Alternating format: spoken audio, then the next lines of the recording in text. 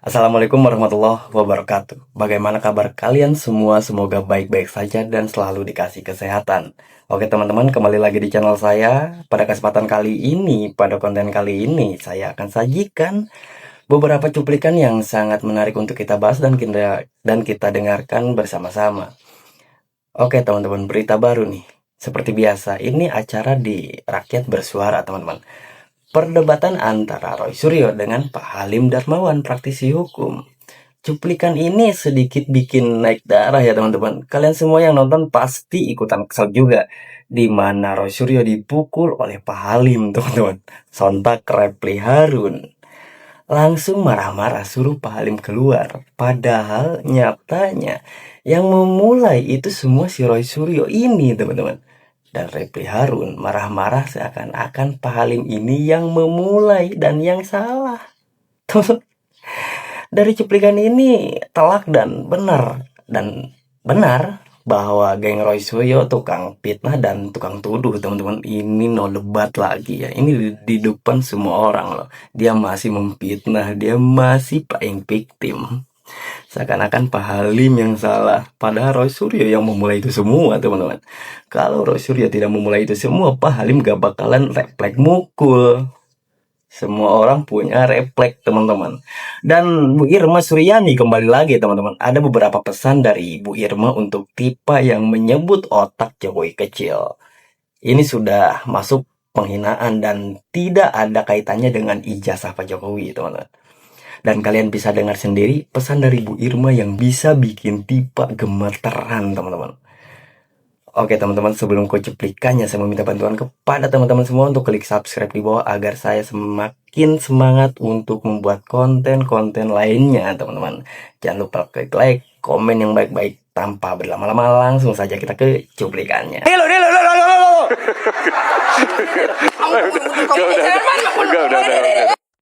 Kalau itu produk dari kantor pos sendiri, kita legalisir di sana. Paham tadi itu?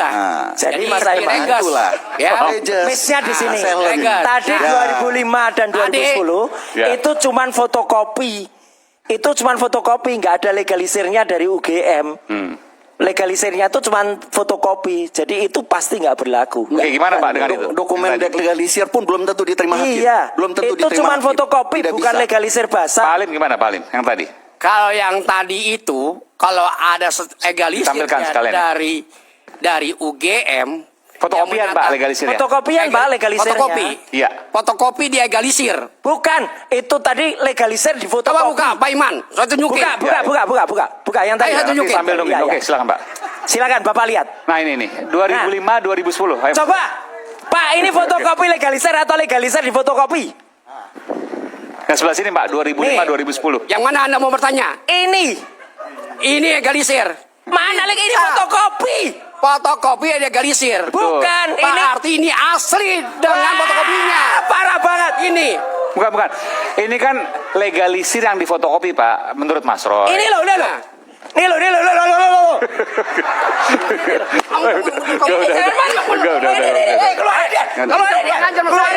Keluarin dia, ngapain pukul? Ini Tolong ya, yang melakukan kekerasan itu keluar saja. Nanti, udah, seru. Parah ini. Jadi gini Man, nggak, ini parah ini. Mas Roy dah. Oke, Dia mukul, Man. Dia mukul. Kamu Aiman, mukul kamu. ya. Kamu kan mau Sebagai robek. pengacara Ini Roy parah Suryo, ini. saya Parah protes ini. Ini parah karena ini, dia sudah parah. memukul. Yang kurang Ini ajar. Tolong keluar. Iya, iya. ini orang. Keluar.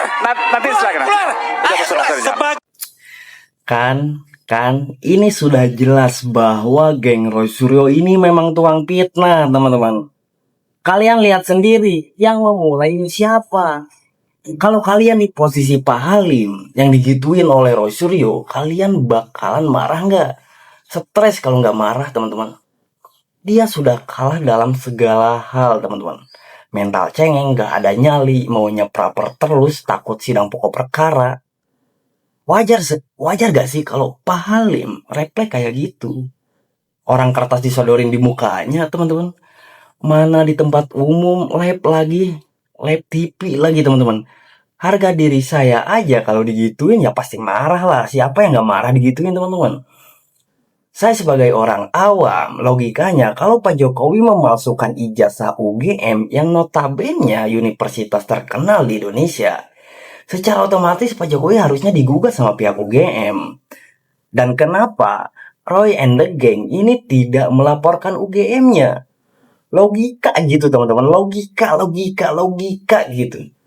Kok bisa Pak Jokowinya yang dilaporkan, bukan penerbitnya? Kalau misalkan itu ijazah Pak Jokowi palsu, kok malah yang punya bukan yang menerbitkan? Ya kan yang menerbitkan UGM. Kenapa UGM gak disentuh sama sekali?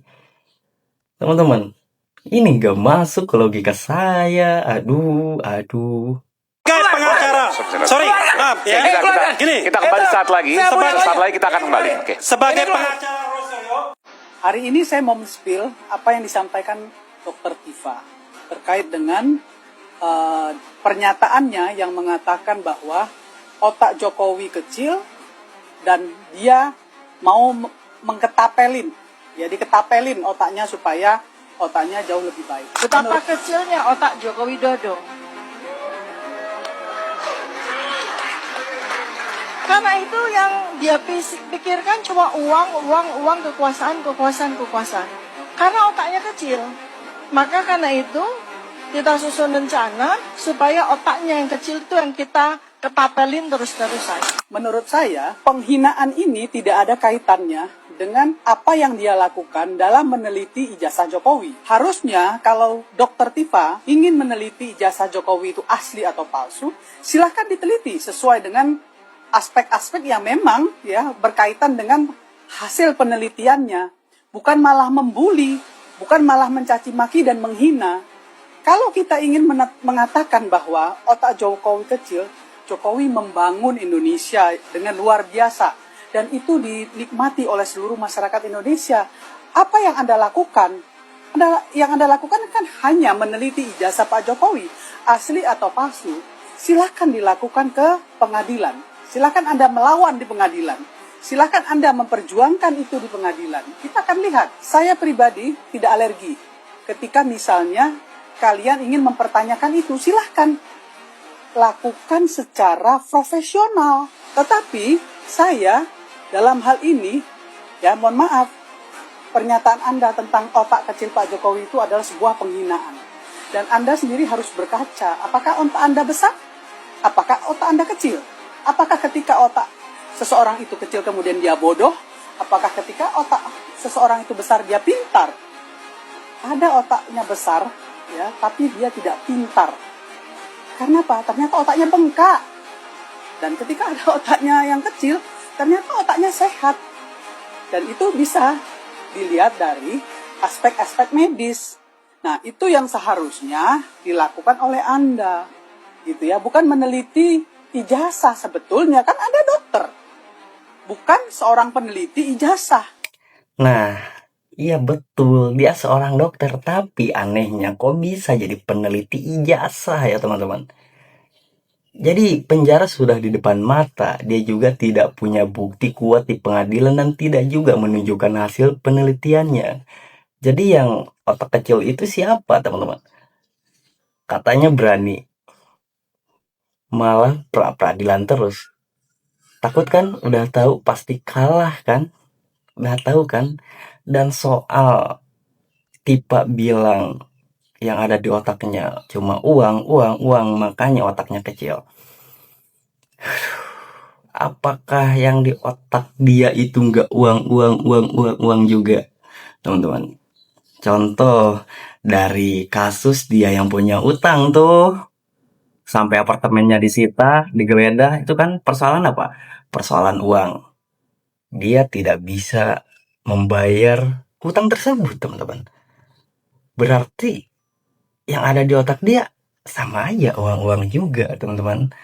Gak habis pikir saya sama Steva ini, dokter kok bisa-bisanya meneliti ijazah. Alurnya dan jalannya itu dari mana? Tetapi bagi saya ketika itu Anda lakukan ya silahkan. Anda punya hak. Tapi ketika Anda mulai ya melakukan penelitian itu dengan bully-bulian dan caci-cacian, bully-bulian dan menurut saya hinaan-hinaan, menurut saya itu tidak sesuai, ya, tidak sesuai. Memang Jokowi punya ijazah asli UGM, saya ditembak di depan pengadilan siap. Persoalannya Serem teman-teman, serem. sebetulnya ini kaitannya dengan ijazah palsu Jokowi, Pak. Nah ini dimohon sebenarnya nggak harus capek masyarakat, nggak harus sampai berlarut-larut bertahun-tahun ini. Yang intinya ini kan penegakan hukum, jelas. Kalau memang itu Jokowi memang punya jasa asli, ya tunjukkan ijazah asli. Kalau memang tidak, ya tunjukkan tidak. Konsekuensinya hukum. Termasuk kami ini juga saling menduga. Tapi jelas secara analisa bahwa Jokowi itu ijazahnya palsu. Saya berani menjadi saksi. Kalau memang Jokowi punya ijazah asli UGM, saya ditembak di depan. Alah, omong kosong teman-teman, omong kosong. Nanti beneran ijazah Pak Jokowi asli, gak berani. Katanya melanggar HAM. Alah, semua omongan pembenci Pak Jokowi nggak ada yang bisa dipegang teman-teman. Omong kosong semua. Buktinya tiba Roy yang katanya berani. Mana malah peradilan terus. Ikut-ikutan yang itu kan takut ya. Lanjut ke sidang pokok perkara. Apakah itu ada nyali? Gak ada. Apalagi ini. Dia bilang kalau ijazah Pak Jokowi beneran asli. Dia berani ditembak. Pengadilan siap. Pengadilan juga nggak boleh nembak. Pengadilannya yang nggak boleh nembak. Tunjukkan ijazah palsunya Jokowi. Gitu. Jadi ini hukum jelas.